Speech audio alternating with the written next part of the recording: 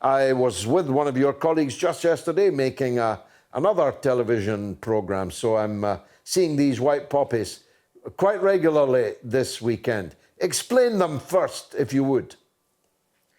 So thanks for having me on. So the white poppy has three meanings. The first is remembrance for all victims of war. That includes civilians who make up the vast majority of victims of war. It includes people of other nationalities. And that including Nazi soldiers? Well, it includes people of all nationalities, so it includes all victims of war. That's in a spirit of remembrance. It doesn't mean honoring them, it doesn't mean celebrating them. It's important to recognize the human cost of war. And as I say, our main focus is on those who are systematically excluded from the mainstream, which would include civilians, those who it suits the British government to forget, such as people dying of starvation currently in Yemen. The second meaning is challenging militarism. That includes the militarization of remembrance itself, which is often conducted with military paraphernalia and processions and so on, and in a way that lends support to the institution of the armed forces. And the third meaning is building a culture of peace. Now, your campaign, it's just, you might say, a rose by any other name. It's a poppy, it's a white one rather than a red one. Tends to provoke a lot of controversy, sometimes even hate, certainly malice. Why is that, do you think?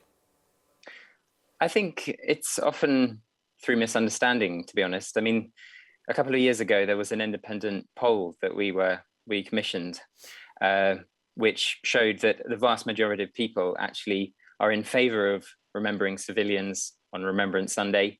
They're in favor of remembering people of all nationalities. And in fact, many people, when you speak to them, tend to feel that the red poppy encompasses such people. Whereas in fact, the official narrative, the official meaning of it is quite different. The official meaning of the red poppy is to focus exclusively on British and Allied military victims of war. And so that's what we want to change. That's what we want to broaden. And in fact, when you speak to people about it, I tend to find people are very supportive. So I think it's misunderstanding, really. And is your campaign growing or retracting? As I say, I've known of you for well over 50 years. Is it getting bigger? Are you selling more white poppies or fewer? More in general. I mean, a few years ago was the first time that more than 100,000 were sold, mainly around the UK, but also some other countries too. This year, for example, we've seen quite a sharp rise in the number of outlets around the country, shops, cafes, community centres, union branches and so on, selling white poppies. We've also seen more and more people using white poppies in ceremonies around the country. So yeah, there's growth. It's obviously up and down, and the pandemic hit the white poppy campaign as it did a lot of other things, but yeah. And what do you do with the money that you raise? So any profits raised from it, I mean, I should say, firstly, it's not primarily a fundraising tool, but any profits go towards the Peace Pledge Union's peace education work and campaigning against militarism and against war. It's primarily about the meaning, as I say, but we do, you know, we're a not-for-profit organization, and any money is channeled back into our work to try to make the world a more peaceful place. And are you against all war? Are you strictly, entirely pacifist? Would you have stood up to Hitler at the Channel ports, or would you have downed tools, as it were? I mean, are you asking me personally or the Peace Pledge Union? I mean, well, we are against all war. We're against all militarism, whether that's militarism on the part of NATO, militarism on the part of Russia or the US or the UK. And to us, it's about opposing the causes of war as well as war itself when it arises.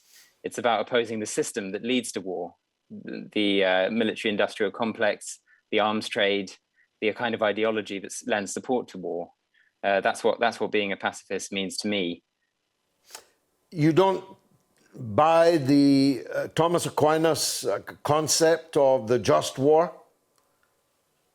No, certainly not. I mean, I think war tends to result in cycles of violence. I mean, you can see that in Afghanistan today. You can see it around the world. It's something that, war as we tend to encounter it tends to be waged by powerful states that do the most damage, often against much weaker adversaries. And, in this country, there's a lot to question, an increasing military budget, a huge increase in the nuclear weapons cap that's recently been introduced by Boris Johnson's government, the largest increase in military spending since the Korean War. These are the kinds of things that are the pressing issues that we address. Well, they're all very noble causes, but the concept of the just war justifies standing up to Hitlerism. And if we had not stood up to it, those who are not pacifists, we wouldn't be having this conversation right now, would we? I mean, to me, I focus on remembrance. It's a question of whether we propagate a morally sanitized version of the past, whether we ignore certain chapters of the past in favor of teaching a kind of good versus evil narrative. I mean, when we talk about the white poppy, we try and shine a light on history and the horrors of war in its fullness.